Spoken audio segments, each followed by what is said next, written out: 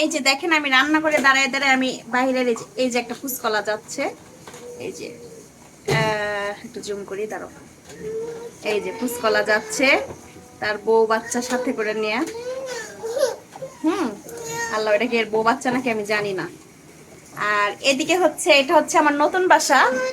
আপনারা কেমন হয়েছে অবশ্যই জানাবেন আমার নতুন বাসা। আমি কিন্তু কোনো লাইট, এই দেখেন আমার নতুন বাসা কিন্তু লাইট বন্ধ রান্নাঘরে। আর দেখেন পর্যাপ্ত পরিমাণ আলো, ঠিক আছে। এই দেখে এটা একটু লাড়াচাড়া দাও তো, এটা একটু খুলো। আর এই যে দেখো, এই যে সুন্দর করে আমি এখন মাংস রান্না করতেছি। মানে নতুন বাসায় আসছে, এটা উদ্বোধন করা লাগবে না, এর জন্য এখন মাংস রান্না করে, গরুর মাংস রান্না করে সবার বাহিরের সবাইয়ের মানে ঘ্রাণ ছড়াই দিতেছি। সবাই একটু পরে দেখবো যে আমার এখানে সিরিয়াল ধরছে। আমি রান্নাঘর থেকে এখান থেকে নিব আর এখান থেকে এইভাবে ফিক্কা মারবো আর সবাই খাবে। এই যে আমার মেয়েটা এখানে টুং টুং করে আমাকে বিরক্ত করতেছে বরাবরের মতো। হ্যাঁ, এই যে এটা হচ্ছে আমার পুরা রান্নাঘর। তো আমার নতুন বাসাটা কেমন হয়েছে অবশ্যই সবাই জানায়ও। হ্যাঁ, এটা কিন্তু আমার ফেসবুকের টাকা দিয়ে আমার এই নতুন বাসাটা করা, ঠিক আছে।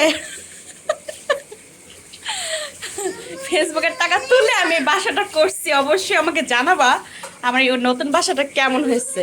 কারণ বাসাটা কিন্তু অনেক সুন্দর, দিনের ভিউ পাবা, দিনের বেলাতেই দিনের ভিউ পাবা, প্লাস রাতের ভিউ পাবা। ওই যে ওইটা হচ্ছে রাতের ভিউ।